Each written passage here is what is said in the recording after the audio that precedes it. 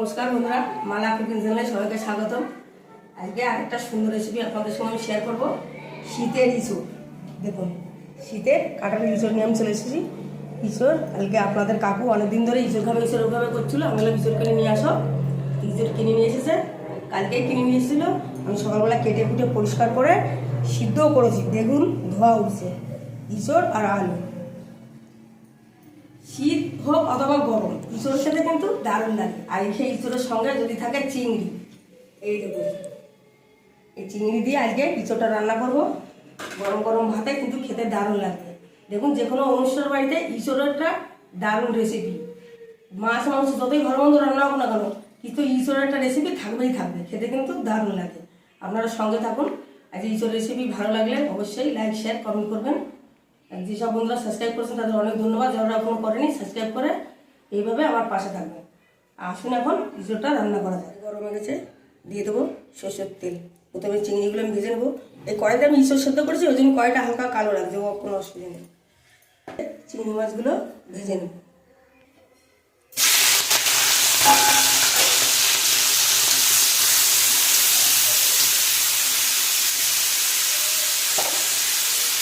চিংড়ি মাছ মধ্যে লবণ দিয়ে দেবো, হলুদ, আর চিংড়ি মাছগুলো গোটা দিয়ে দেবো।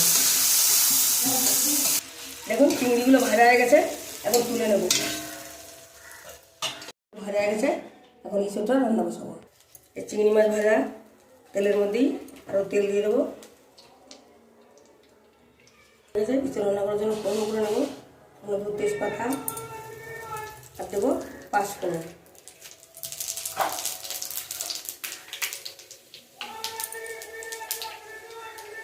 ফোড়ন হয়ে গেছে, এখন কুচানো পেঁয়াজ দিয়ে দেবো।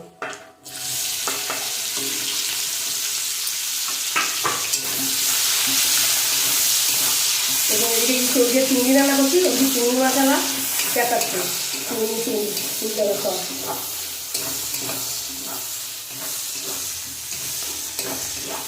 পেঁয়াজটা হালকা ভাজা হয়ে গেছে, এখন টমেটোগুলো দিয়ে দেবো। আদা, রসুন, কাঁচা লঙ্কা বাটা,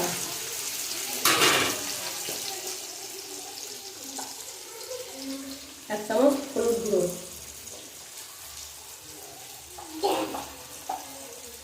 এক চামচ লঙ্কা গুঁড়ো, জিরে গুঁড়ো,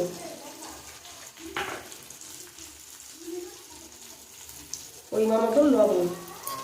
সব মশলা আমার দেওয়া হয়ে গেছে, এখন বেশি করে সুন্দর করে সব মশলা কষিয়ে নেব। দেখুন মশলা কষানো হয়ে গেছে। দেখুন মশলাতে কত সুন্দর তেল ছেড়ে দিয়েছে। দেখুন কালারটা, দেখুন মশলা কত সুন্দর কালার এসছে। এখন ইঁচড়গুলো মশলার মধ্যে দিয়ে দেবো। ইঁচড় দিয়ে আর বেশি করে কষাবো। আর যে সব জায়গায় পুজো হচ্ছে, তাই একটু মাইক বাজছে।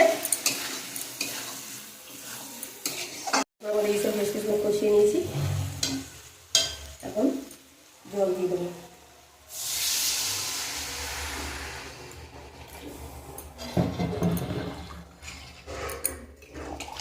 ইঁচড়ের তরকারিটা বেশি ঝোলগুলো হবে না, মাখা মাখা হবে। আর ইঁচড় আলু খুব ভালোই সেদ্ধ করা হয়ে গেছে, এতটাই জল থাক, আর জল দেবো না। এখন তরকারিটা জাল হলে চিংড়িগুলো দেবো। রান্না হয়ে গেছে, এখন ভাজা চিংড়িগুলো দিয়ে দেবো।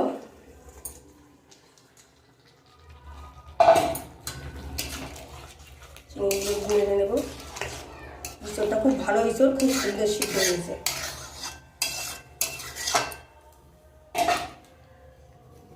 একটু গুঁড়ো গরম মশলা দিয়ে দেবো।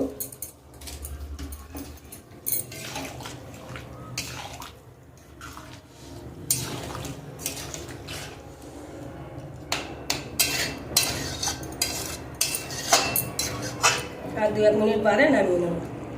ইঁচড় রান্না কমপ্লিট। গ্যাস অফ করে নামিয়ে নেব।